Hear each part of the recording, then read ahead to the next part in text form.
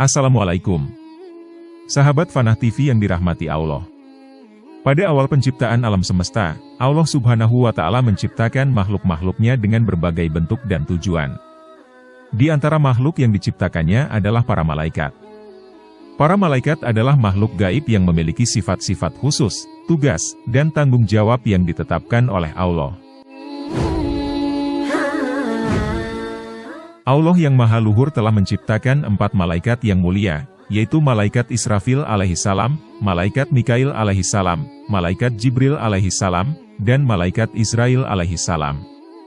Allah menjadikan perkara-perkara makhluk di dalam kekuasaan mereka dan mengatur semua alam. Allah menjadikan Malaikat Jibril alaihissalam sebagai pemilik, perantara, wahyu dan risalah, Malaikat Mikail sebagai pemilik hujan dan rizki, Malaikat Israfil alaihissalam sebagai pemilik korn yaitu sangkakala dan Malaikat Israel alaihissalam sebagai pencabut arwah. Malaikat Jibril alaihissalam, maka Allah yang Maha Luhur menciptakannya setelah Malaikat Mikail alaihissalam dalam selisih 500 tahun. Malaikat Jibril memiliki 1.600 sayap, dari kepala sampai kedua telapak kakinya terdapat rambut-rambut dari zafaron, matahari ada di antara kedua matanya, dan setiap rambut seperti bulan dan bintang-bintang. Setiap hari Malaikat Jibril masuk ke dalam Bahrun Nur atau lautan cahaya sebanyak 370 kali. Ketika dia keluar, maka jatuhlah dari setiap sayapnya 1.000.000 tetes air. Lalu Allah yang Maha Luhur menciptakan 1 malaikat dari setiap tetes itu yang menyerupai bentuk Malaikat Jibril alaihissalam. Mereka membaca tasbih kepada Allah yang Maha Luhur sampai hari kiamat, mereka adalah malaikat ruhaniun.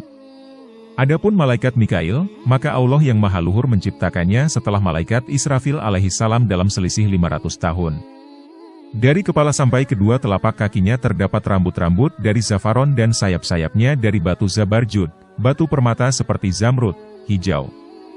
Kemudian Malaikat Israfil alaihissalam adalah malaikat yang akan meniup sangkakala pada hari kiamat, walaupun namanya tidak disebutkan di dalam Quran. Malaikat ini merupakan malaikat pertama yang diciptakan Allah, juga yang pertama kelak dibangkitkan pada hari kiamat. Ia sebagai salah satu dari 4 malaikat utama, bersama dengan Mikail, Jibril dan Israel.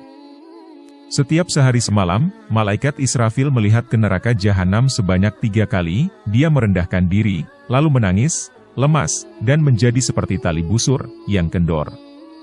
Dia menangis dengan tangisan yang keras, jikalau Allah yang Maha Luhur tidak mencegah air mata tangisnya, niscaya bumi sudah terpenuhi oleh air matanya, lalu bumi menjadi seperti banjir bandang Nabi Nuh alaihissalam.